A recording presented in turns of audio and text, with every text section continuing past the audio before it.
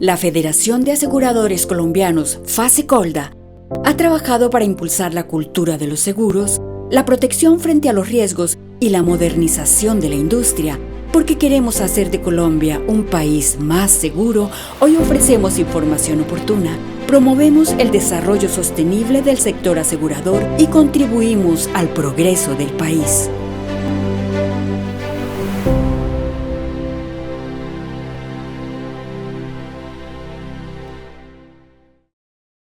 Great Place to Work. Seguros Mundial es un lugar donde los valores, el respeto y la familiaridad son pilares fundamentales, especialmente para las mujeres. El 31.5% de la población vive en situación vulnerable. Por eso, creamos Segurísimo, un seguro diseñado para quienes más lo necesitan, enfocándonos en lo que realmente importa: las personas. En Seguros Mundial lo hacemos diferente. Estamos en un mundo de oportunidades y de riesgos. Identidades sintéticas, fraude interno, ingeniería social, suplantación de identidad, ataques cibernéticos, phishing, SIM swapping. No caigas en las trampas del defraudador. Fortalece tus estrategias de prevención y detección de fraude. INIF, tu aliado antifraude. En Más Servicios Colombia, brindamos todo tipo de asistencias como vial, mascotas, viajes, médicas, hogar, beneficios empleados, eventos, estudiantes, jurídicas y más. Tenemos relaciones con compañías globales en diversos sectores. Somos el aliado estratégico ideal para tu empresa. Te invitamos a que vivas la experiencia de nuestro servicio activando tu tarjeta VIP por un mes con el QR en pantalla. Te ayudamos a que todo mejore.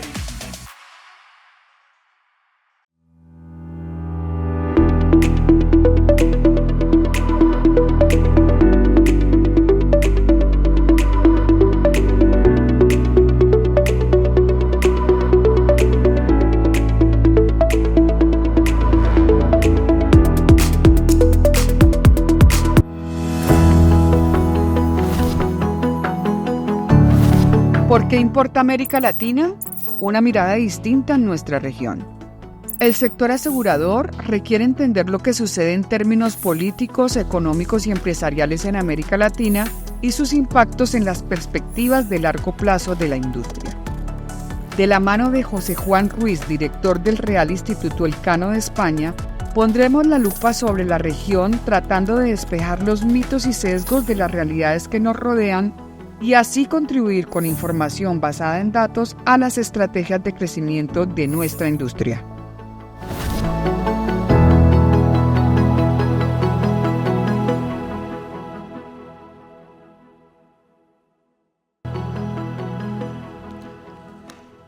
De esta manera voy a ir llamando a las personas que van a ser parte de este panel para que se vayan ubicando en el escenario y vamos a tener también una conexión internacional vía internet. Así que realizamos el llamado a Laura Giles, economista senior del Banco Interamericano de Desarrollo BID de Colombia. Bienvenida. También invitamos a Juana Telles, economista jefe del BBVA Research. Bienvenida también. Invitamos a Jorge Cloud, presidente FIDES. Nos va a estar acompañando desde España José Juan Ruiz, presidente del Real Instituto Elcano, quien por cuestiones de agenda no nos puede acompañar presencialmente, pero gracias a la tecnología se va a conectar de manera remota. Les cuento que este panel va a ser moderado por la periodista y escritora Gloria Valencia, a quien les pido un fuerte aplauso para ella. Es una de las periodistas más destacadas que tiene nuestro país y que adicional a eso, si me permiten hacer una mención comercial, Gloria, quiero que vean en pantalla porque Gloria ha publicado recientemente una investigación muy importante. Ahí lo vamos a ver en pantalla. Miren, se trata de esta investigación, de este libro titulada El Egea, la historia completa del grupo empresarial antioqueño, editado por la Universidad de Antioquia y Aguilar. Y les cuento que por sus páginas ustedes van a encontrar la mención de los grandes pioneros del empresariado de la capital de la montaña, sus logros admirables, sus desafíos, y también sus fracasos. Un aplauso para Gloria con este ejemplar. Recién salido, ya lo encuentran en las librerías, ¿verdad, Gloria? Ya lo encuentran sin ningún inconveniente, ahí está. Y si lo encuentran aquí en Cartagena, mire, de una vez Gloria se lo firma y gratis. Que eso es lo importante. Muy bien, iniciamos entonces con la presentación de José Juan Ruiz, presidente del Real Instituto Elcano, quien se conecta desde España, y quiero que lo recibamos con un fuerte aplauso, y después Gloria va a desarrollar nuestro panel. Bienvenidos.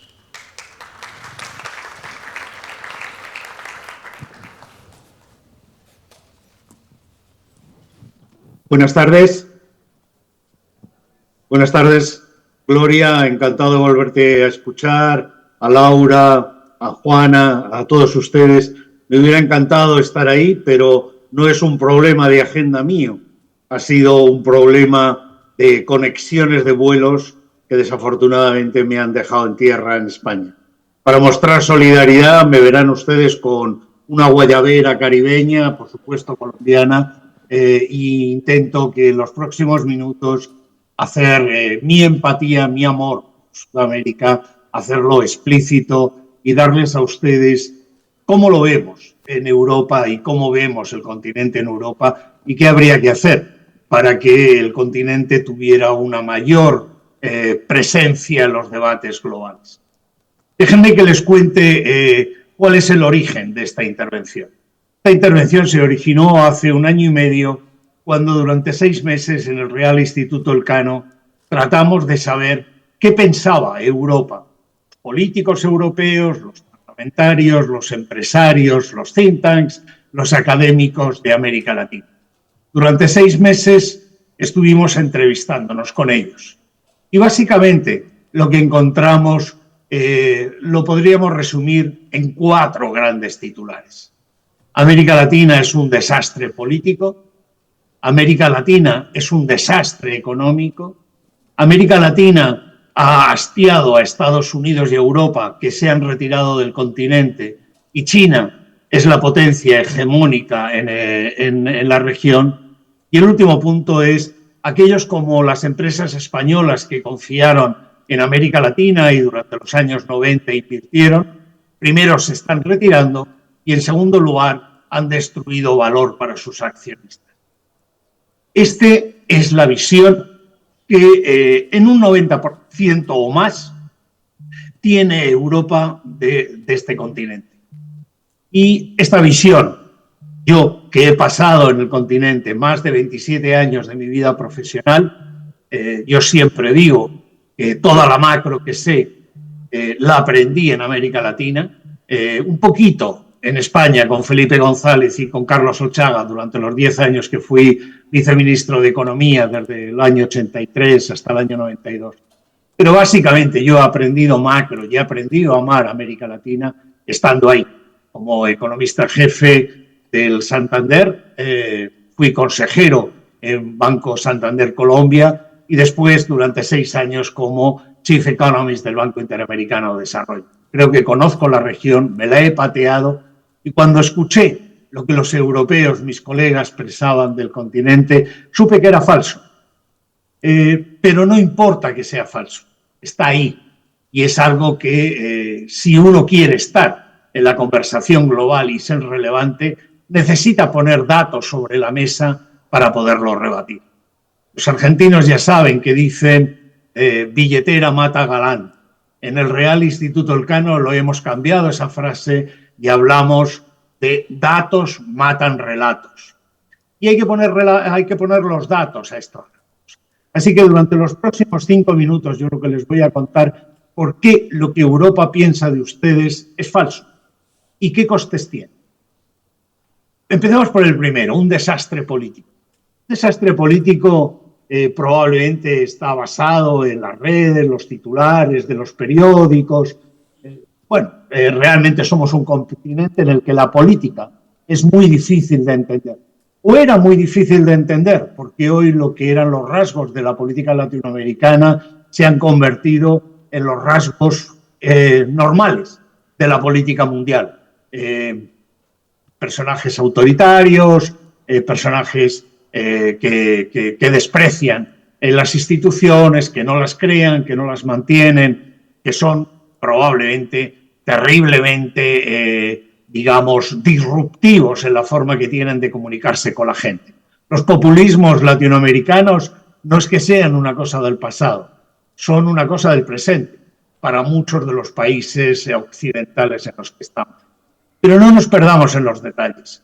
El punto esencial de la política de América Latina es que América Latina es el único continente en los países emergentes que quiere saltar al desarrollo desde la democracia.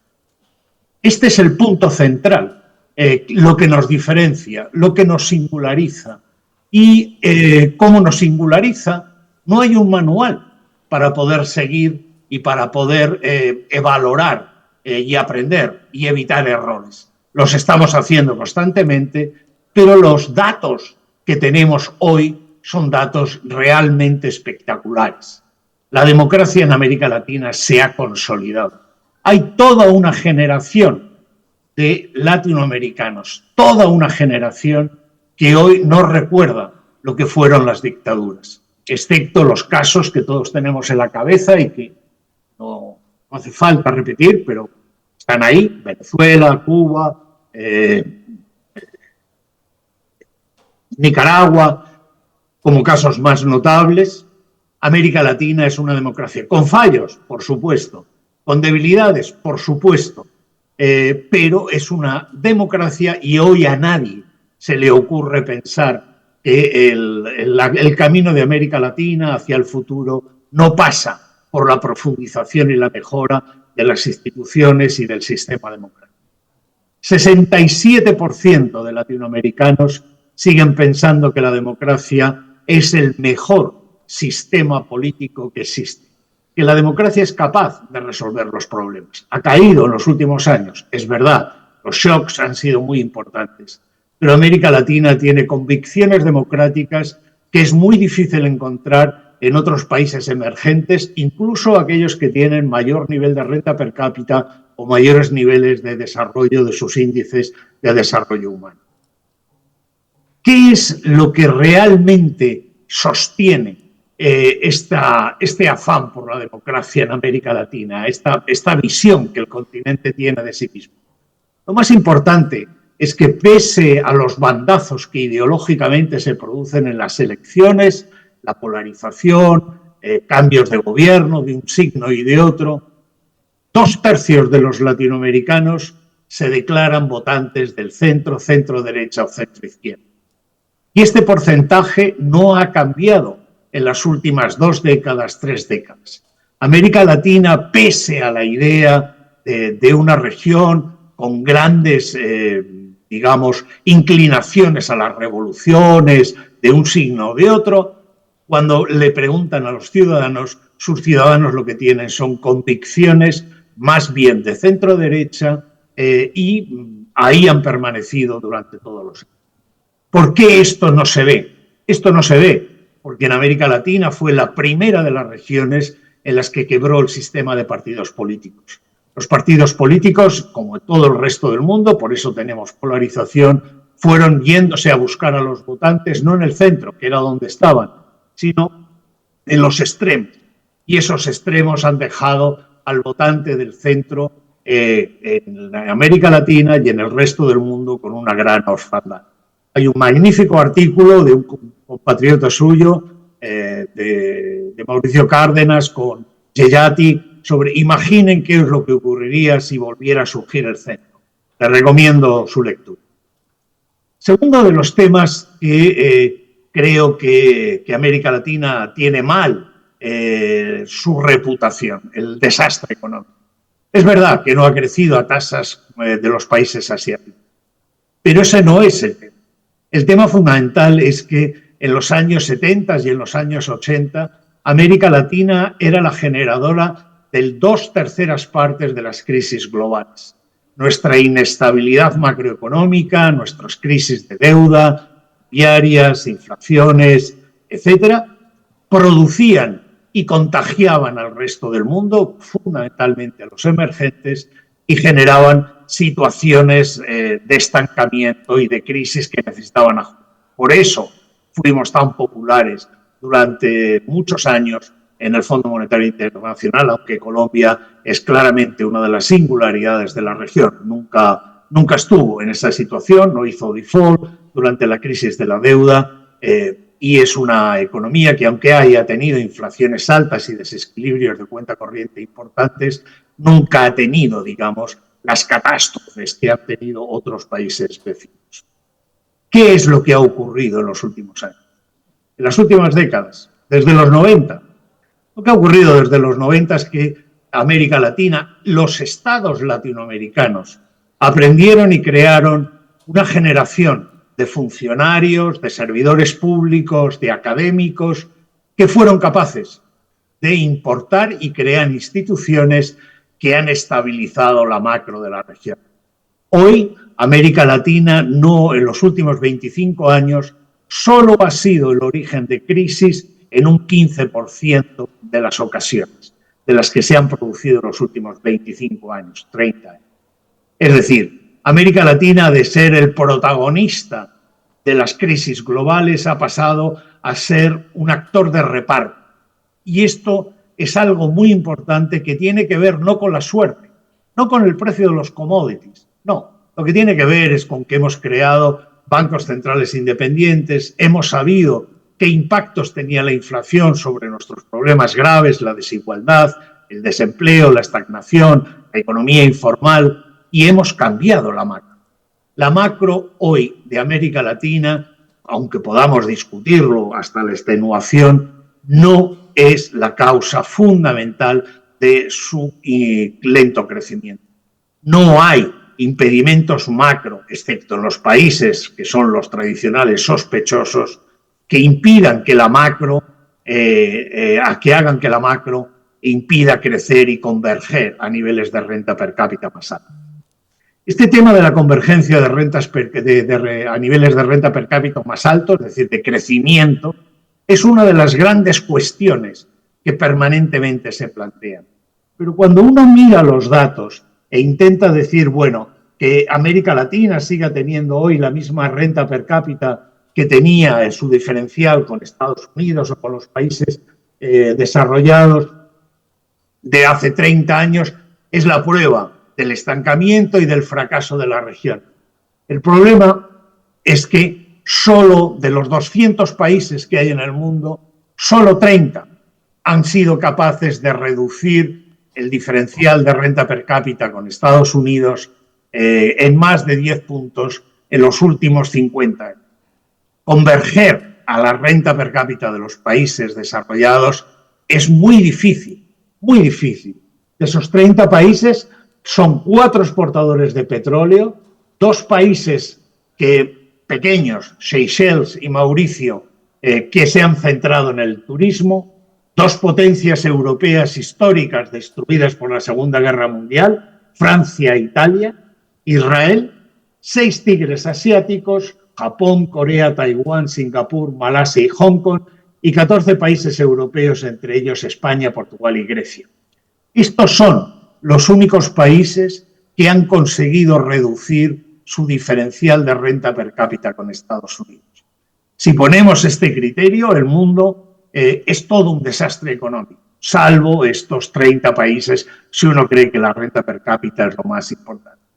El problema no es converger, el problema es crecer con sostenibilidad, con inclusión y desarrollando los grandes problemas que uno tiene, la pobreza, que es uno de los grandes temas en los que América Latina en los últimos 20 años ha dado capacidad de innovación y ha sido realmente uno de los grandes faros de las luchas contra la distribución. Nuestras políticas sociales de nuevo cuño, nuestros conditional cash transfer, han funcionado y han sacado de la pobreza a tanta gente que hoy América Latina no es un continente pobre. Más del 45% de la población de América Latina está en clases medias, con niveles de renta, valores y patrones de vida de clases medias. No es la América Latina de hace 40 años. No es un desastre económico la región. El tercer punto que antes comentaba es que América Latina ha sido abandonada por Estados Unidos y Europa. No es verdad. Cualquiera que conozca la región puede ir a México y verá que es un gran exageración decir que Estados Unidos no está en México y que México está dominado por las inversiones chinas. China es muy importante para nuestro comercio. Es en 10 de los 12 economías de América Latina, China está entre los 3 principales importadores. Pero China no es ni una financiadora del desarrollo, no participa en la financiación del sector privado, ni está en los bancos, ni en el sistema financiero, ni ha financiado, excepto en un puñado de países, la creación de infraestructuras que se ha generado en la región. América Latina sigue siendo una América Latina volcada en el norte a Estados Unidos y en el sur fundamentalmente a la Unión Europea. Y déjenme que les hable del cuarto punto, de que España ha abandonado la región. Es totalmente falso. España ha aumentado su inversión directa desde los 200.000 hasta los 600.000 millones de euros. Estamos multiplicando por 3 el volumen de inversión extranjera española en el exterior. Las empresas españolas definitivamente son empresas globales. Bueno, pues de esa inversión extranjera, aproximadamente 400.000 millones están en países desarrollados y 200.000 están en países emergentes. De esos 200.000 en países emergentes, en América Latina tiene una cuota del 90%. 180.000 millones de euros están ahí. Y América Latina no ha desaprobado ni ha hecho problemas a la rentabilidad de estas inversiones. Nuestras inversiones, exceptuando los casos de Argentina y de Venezuela, han sido muy rentables. Cuando uno ve la rentabilidad real de estas inversiones, incluso descontando el coste de capital, porque evidentemente invertir en América Latina tiene más riesgos que hacerlo en países desarrollados, pues lo que ve es que la rentabilidad del capital en América Latina en conjunto de la inversión española es del 4,2% frente al 3,6% que tienen los países desarrollados. Déjenme que solo utilice un minuto más para decirles, si esta es la realidad, ¿por qué no nos va mejor? ¿Por qué no estamos más en el candelero? ¿Por qué no nos miran más? ¿Por qué no hablan más de nosotros? Yo creo que aquí hay un tema que los latinoamericanos, y yo me considero al menos criollo, debemos aprender. En Europa no vamos a entrar, no vamos a estar en la conversación explicándoles lo que pasa en nuestros países. No están interesados en saber las complejidades, las dificultades de nuestras políticas, nuestros problemas sociales. No están en ello, excepto que sean de tal naturaleza que alcancen una escala mundial. América Latina tiene que cambiar de estrategia. Y tiene que cambiar de estrategia en la siguiente forma. 1. No hay ni uno solo de los problemas que hoy ocupan a la agenda global que puedan ser resueltos sin la participación de América Latina. Hablen de cambio climático, hablen de agua, hablen de materiales críticos, hablen de transición energética, hablen de evitar la fractura de las cadenas de distribución, hablen de lo que hablen. Sin América Latina es imposible poder hacer frente a los problemas globales. De forma que mi sugerencia sería olvidemos de tratar de explicarles a los europeos qué es el peronismo. No lo van a entender, no lo quieren entender. Lo que hay que explicarle a los europeos es cómo podemos ayudar a resolver los problemas que ellos tienen. Y para ello tenemos un catálogo enorme de experiencias, porque muchos de los problemas globales, si no todos, los hemos experimentado nosotros en los últimos 30 años. Violencia, inseguridad, problemas de la matriz energética, crecimiento de la productividad, economía informal, inmigraciones. Tenemos todo. Y lo que hay que decirles es qué hemos aprendido de esa experiencia y qué les puede servir a ustedes para resolver los problemas que les preocupan y a ustedes políticos ser eficaces y conseguir ser reelegidos. Creo que esa es la estrategia de América Latina. No explicar lo que somos, sino explicar cómo podemos ayudar. Y yo creo que este tipo de foros, este tipo digamos, de debates deberían ayudarnos a construir ese mensaje. Porque el contenido lo tenemos. Lo que no tenemos es hoy la audiencia y, por supuesto, el Real Instituto Elcano, que tiene una presencia en estos debates, estaría encantado de poder ser una plataforma para poder utilizar argumentos sensatos basados en números y en la evidencia que nos ayudaran a levantar el perfil de la región, y estaríamos encantados de poder ayudar porque creemos que ayudando a América Latina, España se ayuda a sí misma. Estamos absolutamente interrelacionados y somos globales porque fuimos a la región, estuvimos con ustedes y seguimos estando, como les dijimos, a las duras y a las maduras. Así que este sería mi gran takeaway, mi gran resumen de qué es lo que hay que hacer. No somos lo que la gente piensa y podemos ser mucho más importantes en la conversación global, geopolítica y económica si somos capaces de presentarnos como quien tiene soluciones a los problemas que realmente preocupan. Muchas gracias.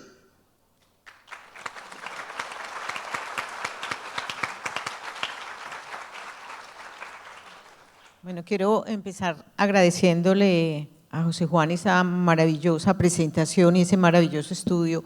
José Juan fue fuente mía hace muchos años y me encanta, y como vengo del periodismo, me encanta ese informe basado en los hechos y no en las palabras. Eso me parece fundamental, estas narrativas que creo que nos hacen tanta falta. Quiero, antes de darle paso a nuestras invitadas, agradecerle a Fasecolda esa sorpresa con mi libro, no me lo esperaba. Muchísimas gracias, en verdad. Voy a pasar ya a darle el turno a Juana Telles, quien nos va a hacer unos comentarios, o hacer su presentación sobre el informe.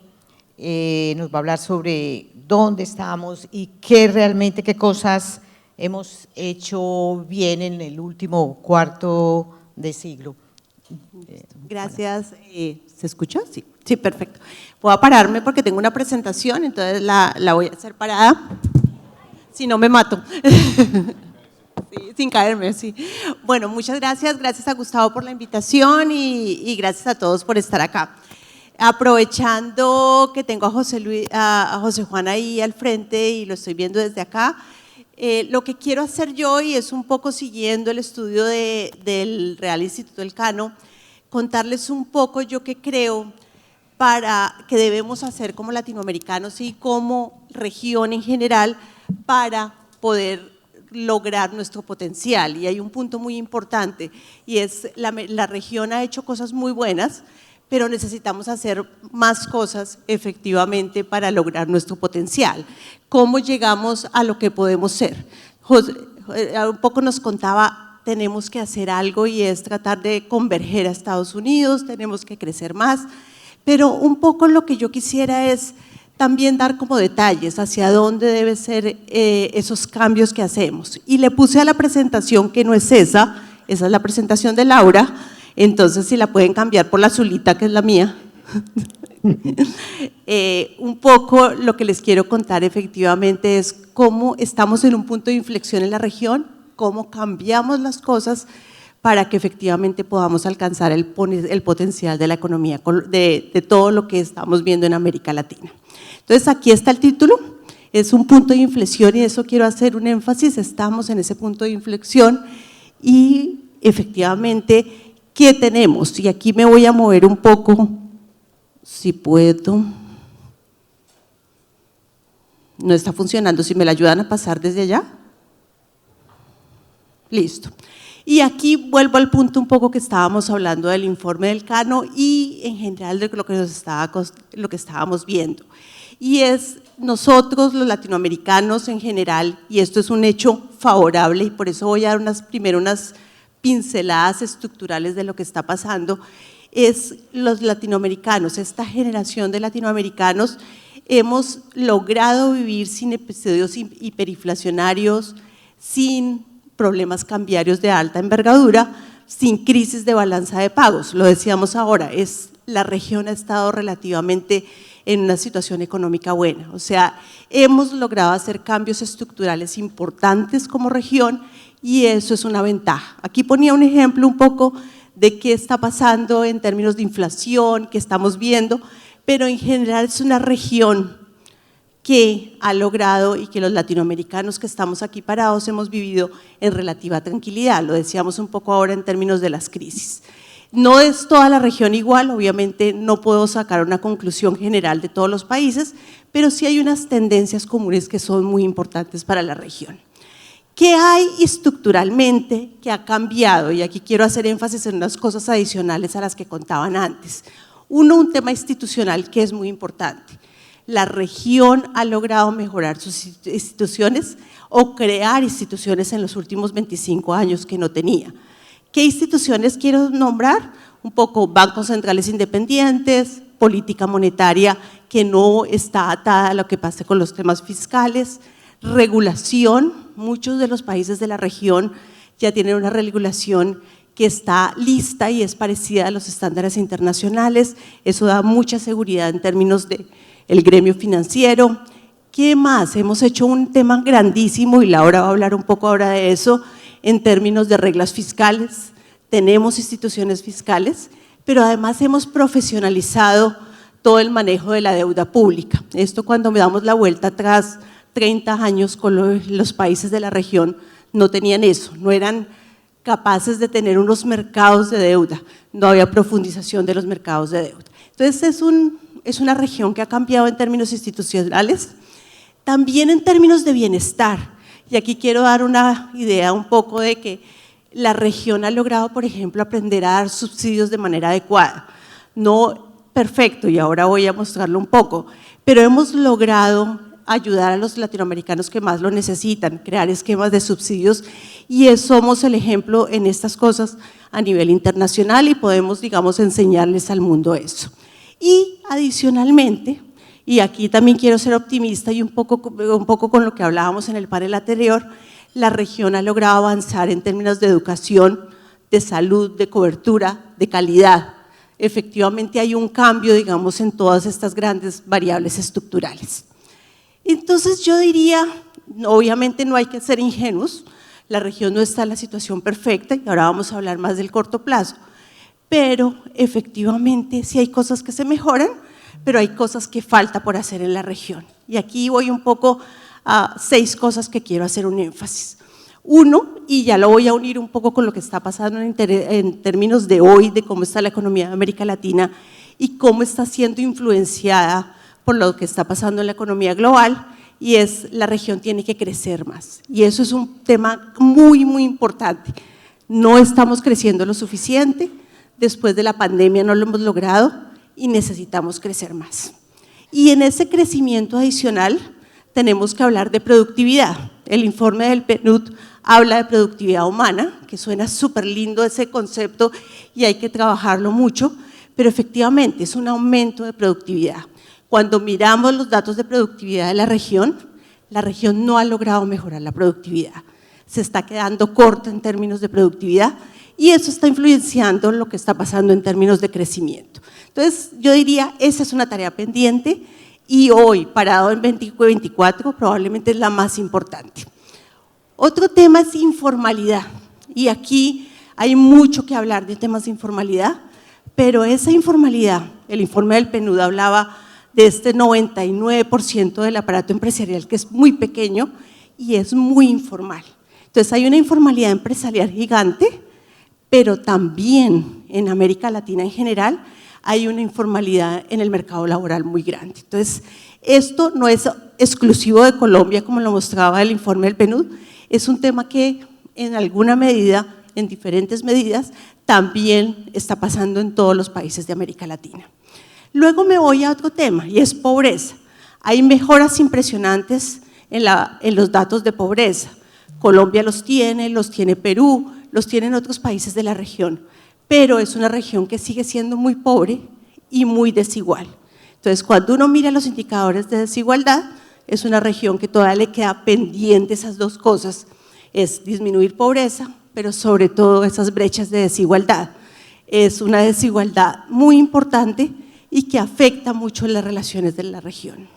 Y me voy a un cuarto tema, y ese tema lo hablaba ayer el superintendente bancario, y hablaba de temas de ahorro en el caso colombiano, pero eso no es solo Colombia, es una región a la que le falta ahorrar. Cuando nosotros vemos los datos en general del ahorro de esta parte del mundo comparado con otras partes del mundo, es una región que no puede ahorrar y que no ahorra lo suficiente. Y eso tiene efectos sobre crecimiento, obviamente, sobre inversión. Y una variable adicional muy importante y es, estamos en un tema que no estamos haciendo los ajustes fiscales necesarios. Y eso genera mucho ruido.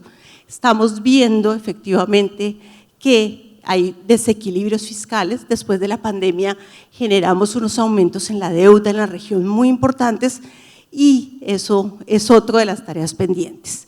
Y un tema que lo ponía como verde plus o verde más, y es la región tiene una capacidad gigante en términos de transición, en términos de capital verde, en términos de todo lo que se puede hacer con el capital que tenemos verde y no lo estamos aprovechando. Y esto no es solo aprovecharlo porque sí, sino también aprovecharlo por negocio. Es una región que está llena de cosas por hacer, que tenemos los minerales adecuados para la transición energética y no lo estamos haciendo, los mercados de carbono. Entonces ahí hay también una tarea pendiente. Y me voy a ir ya como al corto plazo. Es qué está pasando hoy y qué va a pasar de aquí al 26, 27 en la región. Cómo estamos viendo la región y hacia dónde va la región. Entonces esto ya es un tema de mucho más corto plazo. Escogí 5 grandes cosas que están pasando en la economía global que afectan a la región. Entonces un tema importantísimo es el mundo está creciendo de una manera lenta y está convergiendo a unos niveles de crecimiento moderados. Y ahí quiero hacer un énfasis y son crecimientos moderados. Lo estamos viendo en Estados Unidos, lo estamos viendo en Europa, lo estamos viendo en China.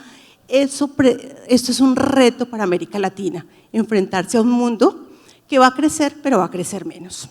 El otro gran tema al que se está enfrentando la región es qué está pasando con la inflación. Entonces estamos viendo una inflación que sí está bajando. Ya tenemos la decisión de la Reserva Federal la semana pasada, con bajadas de tasas fuertes, pero de todas maneras la inflación sigue siendo un tema que todos estamos observando, tanto por temas de demanda como oferta. Hay mucha persistencia de la inflación y eso es otro tema que estamos viviendo. El otro gran tema es el relajamiento de la política monetaria de los países. La bajada de tasas en la Fed la semana pasada y que va a seguir bajando, la bajada de tasas en Europa, todo eso afecta a la región, va a tener que enfrentar efectivamente menores tasas y al tiempo que los países de la región, muchos siguen bajando tasas, con excepción de Brasil, que ya lo vamos a ver, pero en general eso es otro momento importante. Pero quiero hacer un énfasis que es importantísimo para inversión y es que la región tiene que financiar cosas y lo que esperamos a nivel global nosotros es que las tasas de interés sí van a bajar, pero se van a quedar en niveles más altos de lo que veíamos históricamente. O sea, el costo del capital, de los que hablaban en el panel anterior, se va a quedar más alto. Entonces, eso afecta también y es una manera que tenemos que gestionar el crecimiento en la región. Luego me voy un poco a temas fiscales, no me voy a detener mucho, pero en este momento, esos gastos que estamos viendo en exceso en la región, un aumento del gasto público en muchos países que se ha ido ajustando pero muy lentamente, ha ayudado a la actividad, pero la capacidad de que esto se dé más en el largo plazo no es fácil y ese es un reto. Eso está pasando, digamos, a nivel global y esto está afectando a la región. Y me voy un poco a grandes líneas del crecimiento de la región y de la inflación. No voy a dar ejemplos de países específicos, pero en general que tenemos una región que tiene la inflación a la baja, y es una realidad. Hay algunas que tienen más persistencia como Colombia, otras que tienen menos, pero en general un ciclo de bajadas de la inflación. Eso es lo que estamos viendo y vamos a ver de aquí a 2026. Entonces es una inflación menor, una política monetaria menos restrictiva, entonces hay bajadas de tasas en varios países de la región. Entonces es un mundo donde vamos a tener aquí en América Latina también menores tasas y esto va a tener un efecto sobre flujos de capital, probablemente alguna salida de flujos de capital de la región, un poco, y eso hay que tenerlo en cuenta. Brasil es el caso diferente, Brasil va en otro ciclo de inflación y en ese sentido ya empezó a subir tasas nuevamente, pero en general la región está en un momento de bajada de tasas. Otro tema que creo que es clave es crecimiento. Vemos que sí están creciendo mejor. Cuando yo miro los datos del 24 de todos los países de la región, la mayoría crecen un poco mejor de los que esperaba, con excepción de México, pero en general vemos que va a haber una recuperación gradual, igual que la que va a haber en el mundo. Entonces, vamos a vivir en un mundo donde no va a haber crecimientos espectaculares y que lograr esa convergencia no va a ser tan fácil. Fiscales, los desequilibrios están ahí, son de muchos colores, de muchas variedades, pero hay muchos desequilibrios fiscales. Y cuentas externas, entonces hay países que necesitan muchísimo ahorro externo, como Colombia, como Uruguay, hay otros que necesitan menos, como Perú, que tiene una cuenta o unas cuentas externas realmente envidiables. Entonces, en ese sentido, eso es lo que estamos viendo un poco en la región. Y para terminar, yo creo que, y esta es la lámina un poco de cierre, es ¿qué le tiene que hacer la región hoy? ¿Qué necesita la región hoy más que nunca? Y vuelvo al título de la presentación. ¿Qué tiene que hacer la región para lograr que ese punto de inflexión haga cosas de tal forma que cumpla su potencial, que lo que tiene significa crecimiento? Y aquí pongo 4 cosas. Una, crecer de manera sostenible, lo que les decía al principio, tenemos que crecer sosteniblemente de tal forma que eso sea el motor, digamos, de lo que viene hacia adelante. Uno, el segundo punto es hacerle quite a la inestabilidad y eso creo que es muy, muy importante. Hablábamos de esto de las crisis, José Juan nos decía, crisis de Latinoamérica mucho menores antes, pero ese es el momento y por eso creo que es un punto de inflexión en que tenemos que hacerle quite a la inestabilidad. Hay mucho ruido, ruidos en México, ruidos en otros países que generan mucha incertidumbre y mucha volatilidad porque están pensando que puede haber inestabilidad. Entonces creo que eso es lo que tenemos que hacer, quitar, digamos, hacerle el quite a la inestabilidad. El tercer punto, y aquí lo decía y lo vamos a decir varias veces creo que en este panel, es que tenemos que hacerle el quite a políticas fiscales mal hechas, mal gestionadas, y eso es muy importante para toda la región, mal formuladas, más ejecutadas. Es el momento de pensar cómo hacemos el ajuste o por lo menos un manejo saludable de las cuentas fiscales en la región. Y luego, y un cuarto punto que creo que es clave, es cómo hacemos las reformas estructurales pendientes. La pandemia nos dejó en seco, no hicimos cosas y ahora tenemos que hacer reformas estructurales. Con todo esto, y para terminar un poco, esto nos debería llegar a 3 cosas que creo que son claves. Uno, aprovechar las cadenas de comercio en la región. Yo ponía algo ahí como aprovechar lo que está pasando en términos de las cadenas en China, lo que está pasando en general en la relación de China con Estados Unidos y aprovechar lo que le está pasando a México con el dolor que significa que México esté con una situación complicada, pero en general a la región tiene que aprovechar estas cosas. Todos los temas de sostenibilidad ambiental, ponía ahí un poco, si somos el pulmón del mundo, aprovechémoslo en términos de cuidarnos a nosotros mismos, pero también de que esto sirva para crecer en la región. Y finalmente, aprovechar el capital humano y todos los temas digitales. Y con esto creo que termino para un poco dar la palabra a Gloria. Gracias. Gracias, Juana. Como siempre, una presentación maravillosa en una visión perfecta de dónde estamos y lo que hemos logrado en América Latina.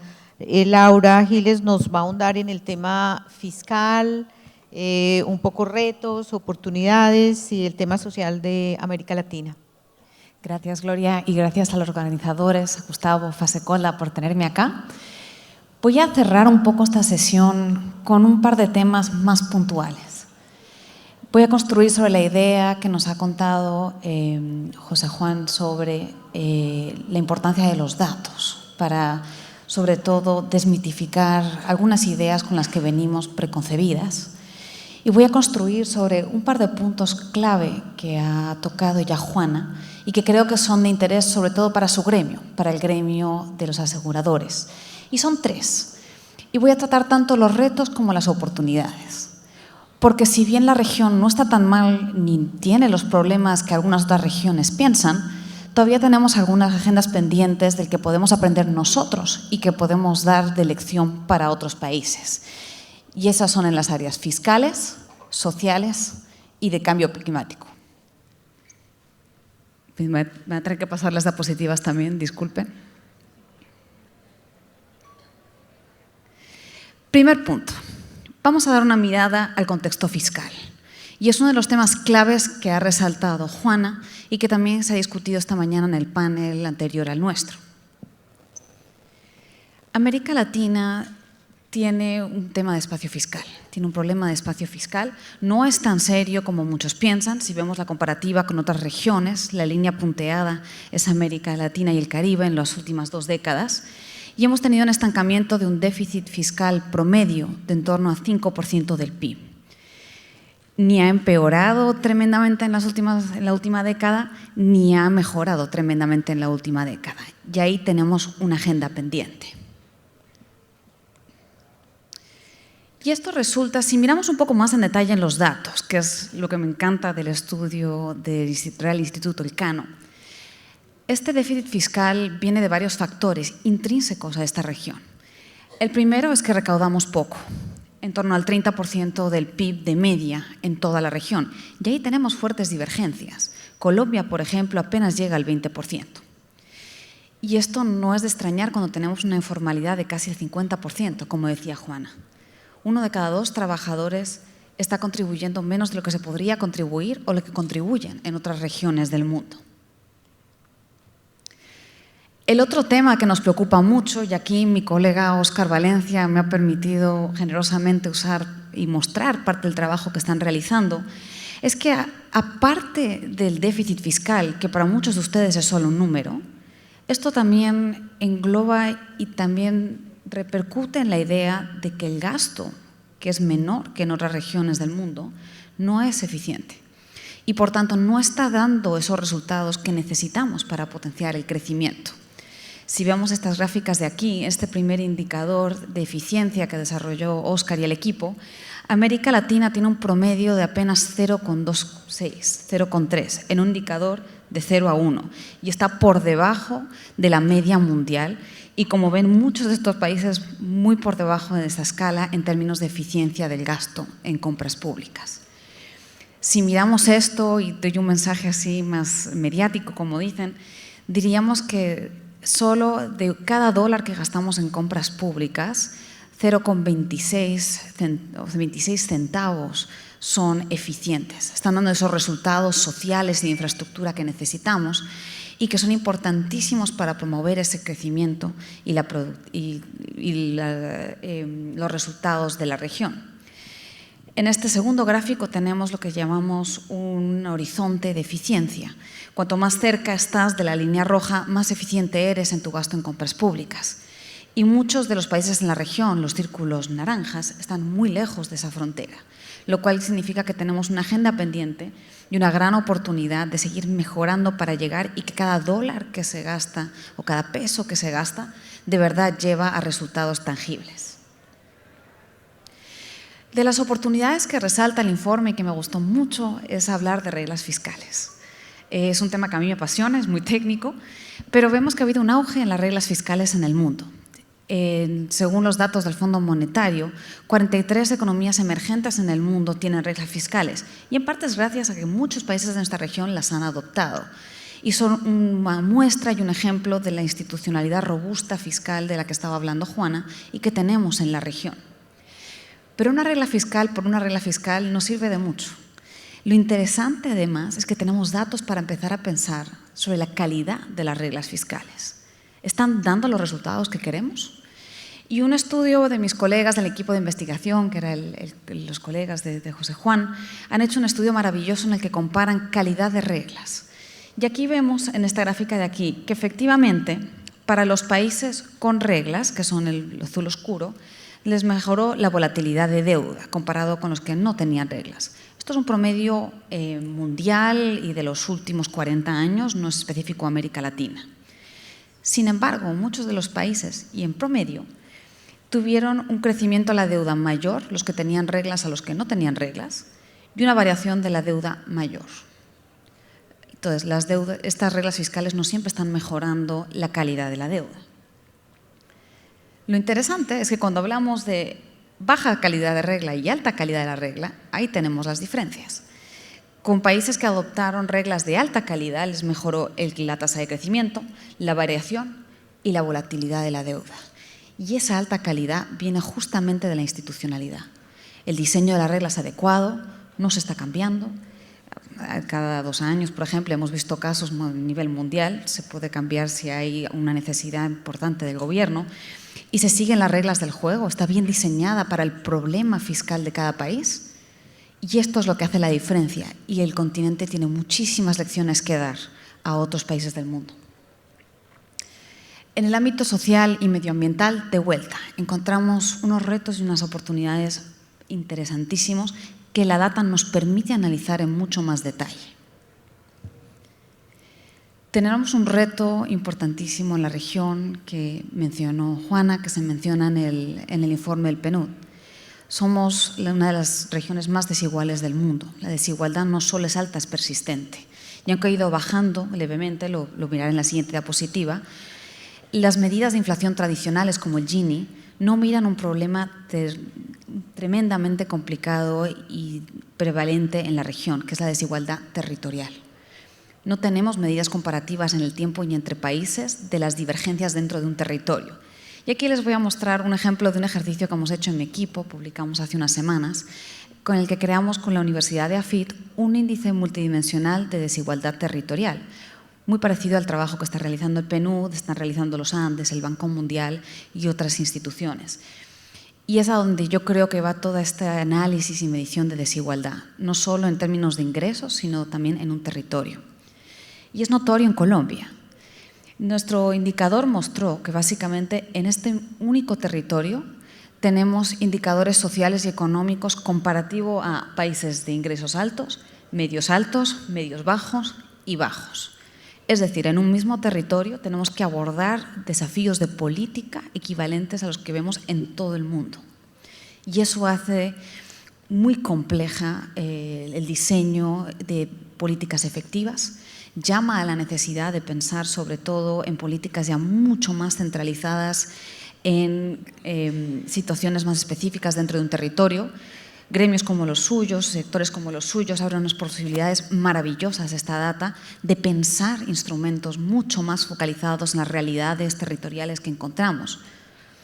Y aunque hemos hecho esto para Colombia, si lo hiciéramos para diferentes países en la región, encontraríamos un panorama parecido, reflejando estos altísimos niveles de desigualdad, que si bien se hayan ido bajando, la gráfica, la línea amarilla, siguen siendo persistentemente mucho más altos que otras regiones del mundo.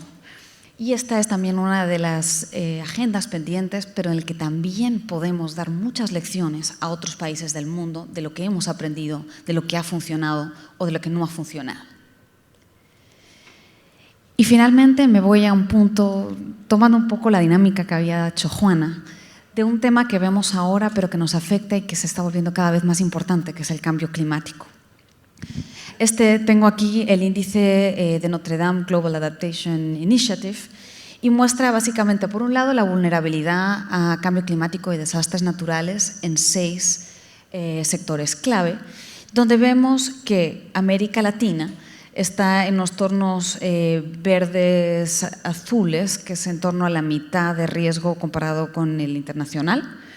los países con riesgos más graves no sorprendentes se cuentan sobre todo en el continente africano, porque el riesgo y la vulnerabilidad al cambio climático no depende solo del riesgo de que tengas un desastre, sino de las condiciones que tienes, porque eso es lo que de verdad te va a determinar el impacto y la gravedad de las consecuencias de una inundación o de un terremoto. Y América Latina tiene no riesgos tan graves como estamos viendo en el continente africano, pero mucho más graves que estamos viendo en economías avanzadas. Pero ¿qué es lo más preocupante? Es la preparación para estos efectos.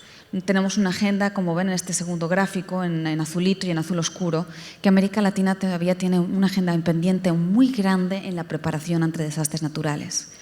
Nosotros en el Banco Interamericano de Desarrollo estamos preparando ahora, tenemos instrumentos contingentes contra desastres, apoyando con liquidez al gobierno, pero este tipo de instrumentos, tanto a nivel público como privado, a todos los niveles sociales y del aparato productivo, son cada vez más necesarios. Y los datos, sobre todo en esta región, nos permiten crear instrumentos muy sofisticados, mucho más paramétricos, mucho más basados en data a tiempo real, que permiten de verdad asegurar, dar liquidez y apoyar en los momentos en el que tienes un desastre. Entonces, con esto cierro y quería daros 3 mensajes claves antes de terminar. Uno, efectivamente, como dice el informe del Real Instituto Elcano, la región no es un desastre, ni muchísimo menos. Tiene muchísimas cosas buenas, tiene un crecimiento importante, ha tenido unos logros sociales importantes. Y todavía tenemos unas grandes oportunidades cuando miramos a cada uno de estos ámbitos que se analizan en el estudio, si bien todavía enfrentamos retos. 2, la necesidad de tener datos y de verdad pensar, de verdad analizar y no tomar lo que le dicen a uno como una verdad intrínseca, sino que de verdad tomar el tiempo de ver la evidencia. Y finalmente, la importancia de los temas fiscales, sociales y medioambientales, no solo para las economías, no solo para sectores como el suyo, sino para el bienestar de la población de América Latina, tanto hoy como en el futuro. Gracias.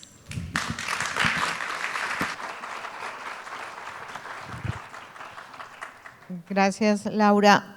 Ustedes estarán de acuerdo conmigo que nos plantearon temas maravillosos para conversar, pero tenemos que enfocarnos en algunos porque el tiempo pues, no nos daría. Y a mí me gustaría lanzarles dos temas. Inicialmente, estamos de acuerdo, todos presentaron los avances y las tareas pendientes. Yo quisiera como detenernos o enfocarnos en un tema que la misma Juana nos decía que consideraba como la prioridad y era crecer más productividad. Yo quería como que de pronto nos dieran como un comentario de cómo logramos esto, qué programas específicos tendríamos que desarrollar para avanzar en materia de productividad. Juana, ¿qué te parece si arrancamos con...? ¿Aló? Sí, perfecto. Sí, yo decía un poco que es clave aumentar la productividad en la región y es cuando uno la compara internacionalmente, pues estamos rezagados en términos de productividad. Y ahí yo creo que hay que trabajar mucho en efectivamente usar las nuevas tecnologías, mirar qué podemos aprovechar, qué es lo que está pasando en términos de el capital en general, cómo lo estamos usando, cómo lo estamos organizando. Entonces yo creo que hay medidas en términos, por ejemplo, de cómo se maneja la logística en la región, cómo se manejan los puertos, los aeropuertos.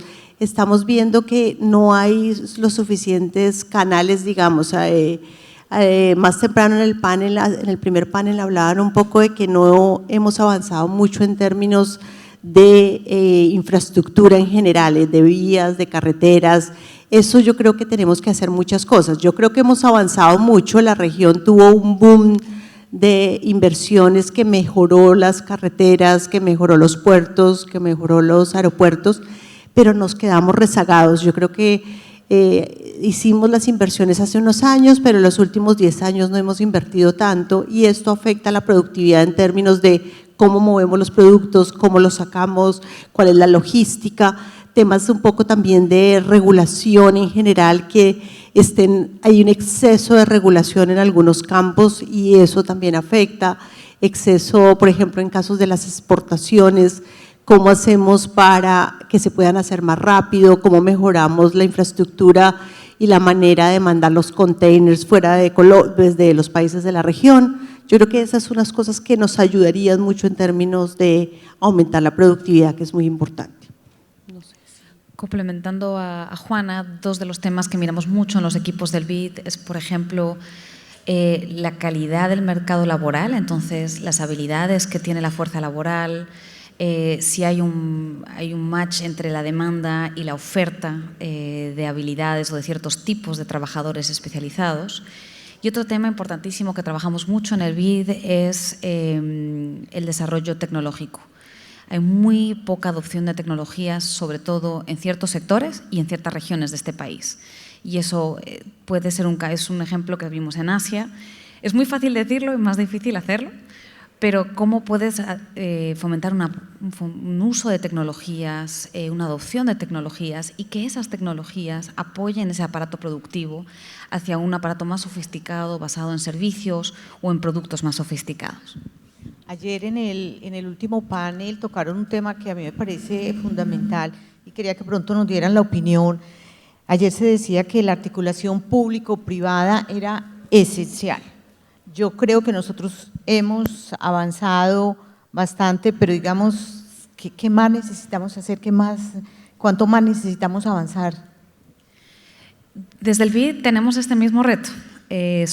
Para los que no nos conocen, el grupo BID tiene 3 ventanillas, una pública, pero 2 privadas, una que trabaja con grandes empresas y el BID Lab, que es nuestro laboratorio de innovación. Hemos apostado por departamentos de APPs en el que trabajamos y vemos cómo estructurar, qué hace falta en la regulación para fomentar APPs, pero también estamos tanto explorando y viendo, también entendiendo de verdad las externalidades positivas de tener una coordinación mucho más cercana entre el sector público y el sector privado. Tener la regulación en pie que permite una competencia y un sector privado que funcione bien, que sea productivo, que dé resultados.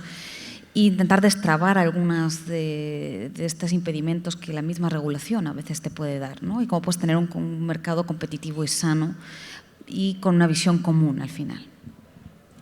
Sí, yo pues añadiría un poco y creo que es clave para toda la región, pero ahora un poco lo centro en Colombia, y es efectivamente tenemos que coordinarnos mejor entre el sector privado y el sector público. La presentación un poco decía, hemos hecho en la región un gasto importante, no hemos logrado controlar del todo los temas de gasto y cómo se están, digamos, haciendo. ¿Puedes decirle a Gloria que se puede traer? Oh. Sí, perfecto, ya te doy la palabra. Y en ese sentido yo creo que hay un tema clave y es cómo hacemos ese gasto público que sea eficiente, lo mostraba Laura en la presentación, y que efectivamente ayude a que el sector privado tome decisiones de inversión. Aquí estamos en uno de los sectores más importantes, digamos, del país y necesitamos que en general el sector privado tome decisiones y sienta que vaya acompañado de la mano del sector público. Entonces, que no sea simplemente unas decisiones individuales, sino sea un sector público que apoye las decisiones del sector privado. Yo creo que esa coordinación es clave y a veces se nos está quedando corta y un poco con lo que estábamos viendo en términos de el gasto se hace, pero no se hace tan eficientemente el gasto público y el sector privado a veces queda corto, y lo decía un poco en temas de logística, lo decía en temas de carreteras. Hay cosas donde necesitamos realmente al sector público, en temas de seguridad, que mañana vamos a hablar de seguridad. Entonces, todo eso creo que es clave en esta articulación privada-pública. Dale, José Juan, danos tu opinión. Sí, un poquito desde fuera, ¿no? Yo creo que el elefante de en la habitación para hablar de crecimiento en América Latina, que es hablar de productividad, fundamentalmente es el tema de la informalidad del mercado de trabajo. Mientras tengamos mercados de trabajo con tasas de informalidad que ocupan el 40, 50, 60% de la fuerza laboral, es muy difícil poder hacer políticas que desde el sector público, alianzas público-privadas, porque vienen al margen, están en la periferia de las políticas. Y evidentemente esto tiene costes y tiene trazas en nuestra tasa de crecimiento de la producción. Para mí el elefante es este, y tenemos esos sectores informales tan grandes porque nuestra regulación es inconsistente, está mal hecha. No está pensada para crecer, está pensada para otros temas que pueden ser legítimos, pero no para crecer. Esa es la parte doméstica. El otro elefante en la habitación es que América Latina tiene que aumentar su grado de integración en la economía mundial. Mientras tengamos tan poco presencia en los mercados globales, fuera de los commodities, pues realmente la capacidad que uno tiene de aprender y de explotar las ventajas comparativas son muy bajas. Y una gran forma de hacerlo se puede hacer nacionalmente, pero una forma mucho más eficaz, más rápida, sería intentando tener una reasignación de recursos dentro de la región que permitiera ciertas especializaciones. Todas las economías de América Latina compiten entre sí y un 80% de la competencia para estar en el mercado global es a través de commodities.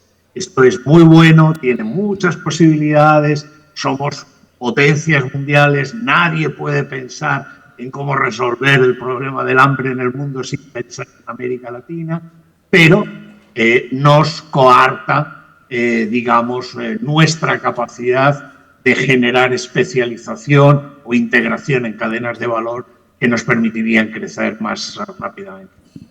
Claro. Voy a usar una sugerencia de José Juan para planteárselas a Laura y a Juana, y es que José Juan nos decía, ¿por qué mejor no usamos una estrategia diferente para llamar la atención y para llegar con, digamos, los temas del momento? A ver, ¿ustedes cómo ven ese planteamiento de José Juan diciéndonos cómo hacer que estos temas sean globales y cómo también desde la región se puede ayudar? ¿Cómo lo ven ustedes?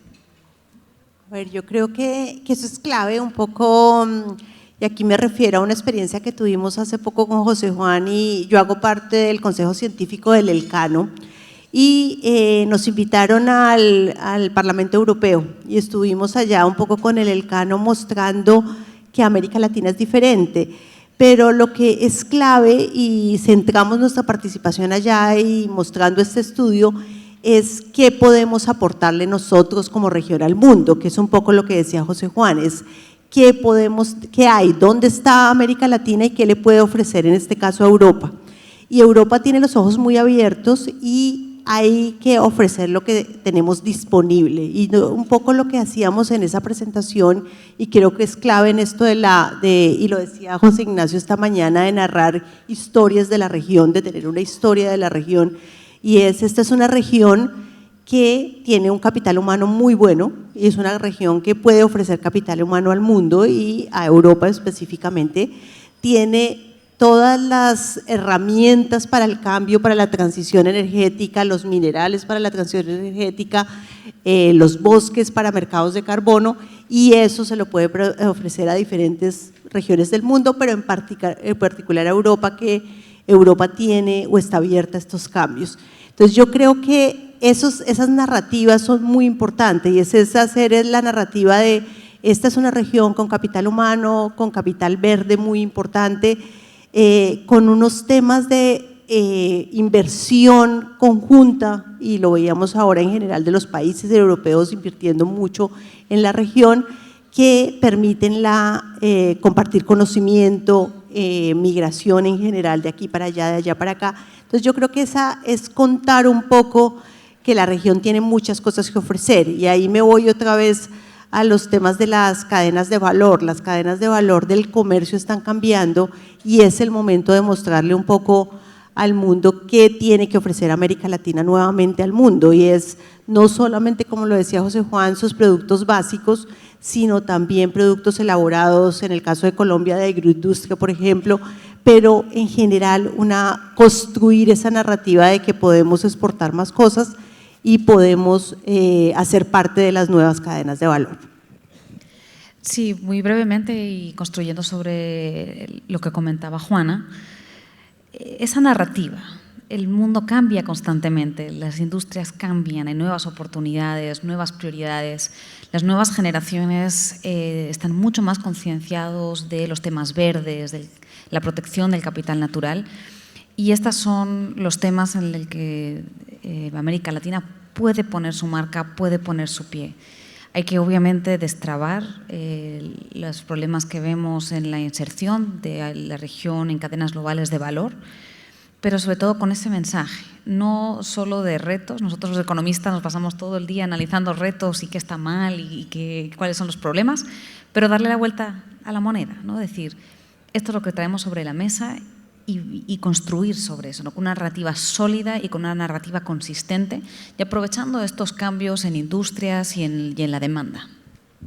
Bueno, antes de darle ya la última reflexión a Jorge Claude sobre el sector asegurador después de esta interesante charla, quiero agradecerle a José Juan la participación. Lástima que no estás acá en Cartagena, como diría José Ignacio, te perdiste la fiesta de ayer, pero bueno, será una próxima oportunidad. A Juana y a Laura también muchísimas gracias, y vamos, Jorge, con digamos este cierre con unas reflexiones desde el sector asegurador. Muchas gracias, Gloria. Agradecer la invitación, especialmente a Fasecolda y a Gustavo. También felicitar a José Juan por el trabajo muy interesante que nos entregó. Y la pregunta que me hacen a mí al final de este panel es, bueno, ¿y los seguros qué? ¿Ah? ¿Qué rol juegan? Y yo diría que casi todo. ¿Ah? Esa sería como mi respuesta espontánea. Lo primero es decir, bueno, los seguros están llamados y tienen una vocación de cumplir un rol social fundamental en las sociedades modernas. Somos, por un lado, sustento del desarrollo, como en cuanto a inversores, y porque también damos estabilidad, y por otro lado, el propio desarrollo trae el desarrollo del seguro. O sea, es un círculo virtuoso muy interesante. Y por otra parte, un elemento muy fundamental, creo yo, es la resiliencia, porque los seguros aportamos a la estabilidad de los países. En un momento en que el mundo está enfrentando grandes catástrofes, bueno, los países que cuentan con una buena penetración y cobertura de seguros, sin duda que tienen una capacidad de reaccionar muy distinta a la que aquellos que no la tienen. Entonces, por lo tanto, el rol social de los seguros yo lo considero absolutamente fundamental, y creo que es parte del mensaje que me gustaría transmitir.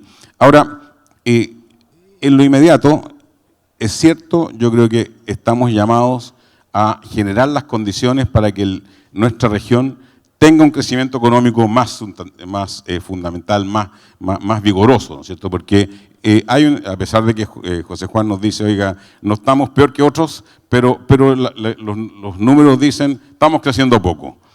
Entonces, bueno, y al mismo tiempo nuestras sociedades están enfrentando un montón de desafíos muy sustanciales, ¿no? Los cambios climáticos, la longevidad, o más bien el cambio demográfico.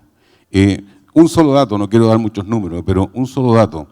Al 2050, que está a la vuelta de la esquina, ¿no es cierto? En América Latina, en promedio, por cada persona jubilada, vamos a tener solamente 2,5 personas trabajando. Y que alguien me explique cómo esas dos personas y media, de las cuales la mitad son informales, o sea, que alguien me explique cómo esa 1,25 personas va a poder financiar la pensión de un retirado. Entonces tenemos un desafío enorme. Salud.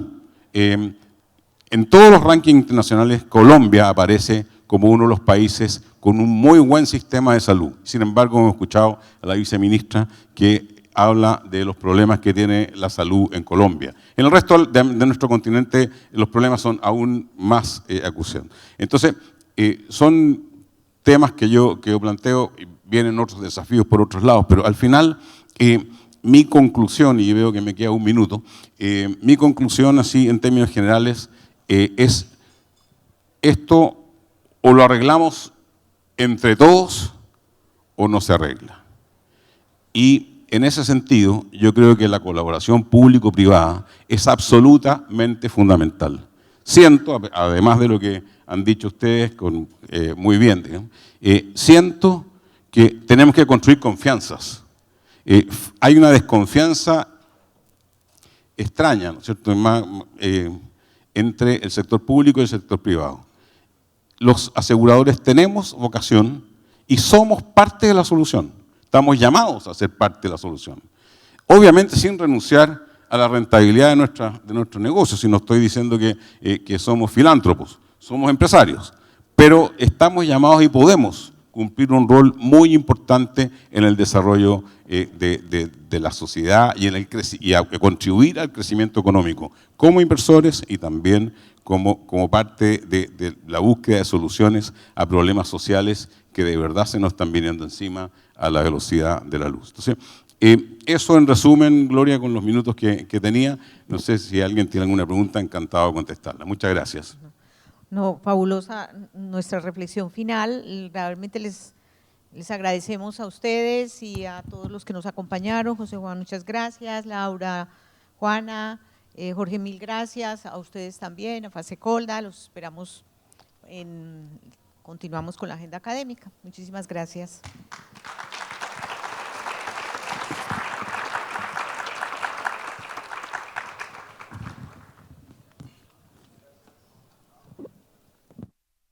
Gracias a nuestros panelistas, gracias, muy nutrida toda esta información que nos desarrollaron en este segmento. ¿Por qué importa América Latina? Una mirada distinta a nuestra región. Gracias a ellos por esta participación.